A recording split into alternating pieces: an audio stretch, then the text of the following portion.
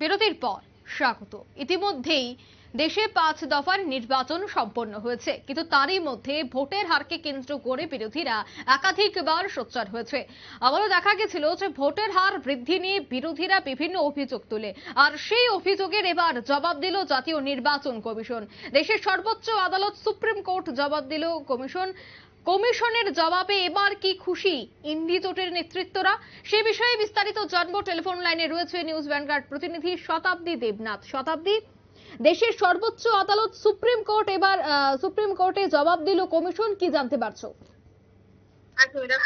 কার্যত ইতিমধ্যেই পঞ্চম দফার ভোট শেষ হয়েছে। অষ্টাদশ লোকসভার 7 দফার মধ্যে 5 দফা শেষ ইতিমধ্যে, এবং তোমার আগামী 25 তারিখে রয়েছে ষষ্ঠ দফা। এবং তারই মধ্যে এই যে কার্যত ভোটের হার নিয়ে কিন্তু সুপ্রিম কোর্টে এবার মামলা দায়ের করা হয়েছে। দেখো, এই নিয়ে বুধবার সুপ্রিম কোর্টে নির্বাচন কমিশন জানিয়েছে যে ভোটার টার্ন আউট অর্থাৎ ভোট কত করেছে সেই তথ্যই কার্যত নির্বাচনের প্রার্থী বা তার এজেন্টকে ছাড়া অন্য কাউকে জানারও কোনো আইনি নির্দেশ নেই। কার্যত এই কথাই বলছে নির্বাচন কমিশন। কোনো ভোট গ্রহণ কেন্দ্রে কত ভোট পড়েছে এবং তার যে পরিসংখ্যান সেই সংখ্যা প্রকাশ করারও কোনো আইনি সংস্থা নেই। কার্যত সুপ্রিম কোর্টে এই কথা স্পষ্ট জানিয়ে দিয়েছে নির্বাচন কমিশন। দেখো, কার্যত প্রথম 2 দফা নির্বাচনের ভোটের হার সংক্রান্ত চূড়ান্ত তথ্য প্রকাশ করে বেশ কিছুদিন প্রকাশ করতে কিন্তু অনেকটা বিলম্ব করেছিল নির্বাচন কমিশন। তবে এই আবহে ভোটের হার সংক্রান্ত চূড়ান্ত তথ্য নির্বাচনের পর অবিলম্বে প্রকাশের আর্জি নিয়ে কার্যত সুপ্রিম কোর্টে একটি আবেদন করেছিল, এবং সেই আবেদন বা সেই মামলার পরিপ্রেক্ষিতে এক প্রকার নিজেদের অবস্থান স্পষ্ট করে দিয়েছে নির্বাচন কমিশন। দেখো, প্রতিটি ভোট কেন্দ্রে কত ভোট পড়েছে এবং সেই সংক্রান্ত তথ্য সম্মিলিত তোমার ফর্ম 17C শেষ হওয়ার সঙ্গে সঙ্গে কমিশনের ওয়েবসাইটে আপলোড করার দাবি জানিয়ে কার্যত সুপ্রিম কোর্টে দ্বারস্থ হয়েছে অ্যাসোসিয়েশন ফর ডেমোক্রেটিক রিফর্ম বা তোমার ATR। আর এই মামলায় গত 17 মে দেখা গিয়েছিল কমিশনকে নোটিশ ইস্যু করেছে শীর্ষ আদালত, এবং জানিয়ে কার্যত জানতে চাওয়া হয়েছে যে কেন নির্বাচন কমিশন ভোটের হার প্রকাশ্যে আনতে এত বিলম্ব করছে বা টার্ন আউট কত পড়েছে সেই তথ্য জানাতে পারছে না। সেই নিয়ে কিন্তু কার্যত শীর্ষ আদালত এক প্রকার কমিশনকে প্রশ্ন করেছিল। তবে তারই পরিপ্রেক্ষিতে বুধবার কমিশনের তরফে 225 পাতার একটি হলফনামা দেওয়া হয়েছে, এবং সেই হলফনামায় কার্যত তোমার নির্বাচনী আইন অনুযায়ী ভোট গ্রহণের পর শুধুমাত্র প্রার্থী এবং তার এজেন্টকে কত ভোট পড়েছে সেই তথ্য সম্মিলিত তোমার ফর্ম 17C দেওয়ার আইনি বিধান রয়েছে।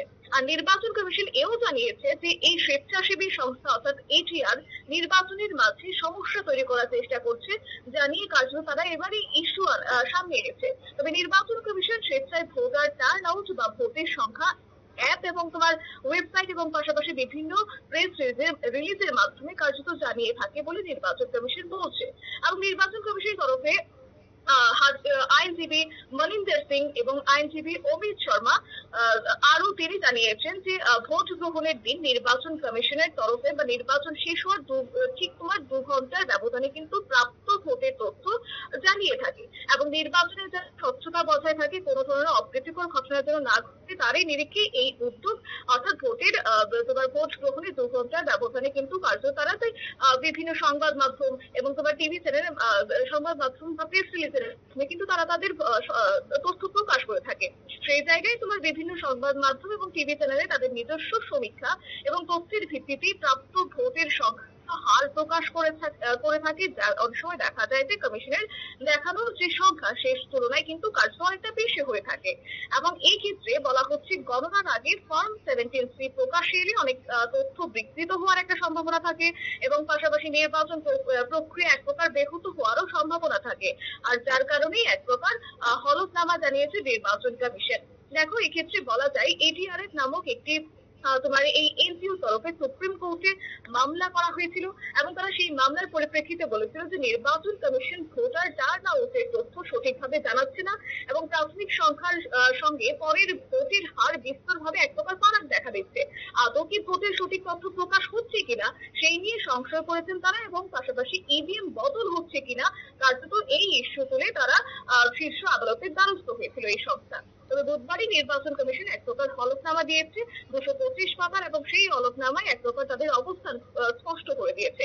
এবং সেই অবস্থানেরই কার্যত তীব্র বিরোধিতা করেছে কংগ্রেস সহ অন্য বিরোধী দলগুলো। তবে এক্স হ্যান্ডেলে প্রবীণ আইনজীবী কপিল সিব্বল তিনি প্রশ্ন করেছেন যে যদি ভোট গণনা হয়েছে সেই তথ্য যদি আপলোড করা হয় তাহলে কত ভোট পড়েছে সেটা কেন কার্যত আপলোড করা হবে না, সেই নিয়ে এক প্রকার তারা প্রশ্ন তুলেছেন। তবে যাই হোক, ভোটার বিষয়ে মামলার তোমার প্রশ্নের উত্তর দিয়েছে নির্বাচন কমিশন, এবং সেক্ষেত্রে তারা বলছে যে যেখানে ভায়োলেন্স ফ্রি নির্বাচন করার এক প্রকার তারা সিদ্ধান্ত গ্রহণ করেছিল বা তারা দাবি তুলেছিল, সে তারই পরিপ্রেক্ষিতে নির্বাচন কমিশন স্পষ্টভাবে জানিয়ে দিয়েছে তাদের অবস্থান স্পষ্ট করে বুধবারই তারা শীর্ষ আদালতের দ্বারস্থ হয়ে এই হলফনামায় এক প্রকার স্পষ্ট করে দিয়েছে নির্বাচনে যেন কোনো প্রকার অপ্রীতিকর ঘটনা না ঘটে তারই নিরীক্ষে তারা 2 ঘন্টার ব্যবধানে ভোটের হার ক্রমশ প্রকাশ করে থাকে বলে নির্বাচন কমিশনের দাবি।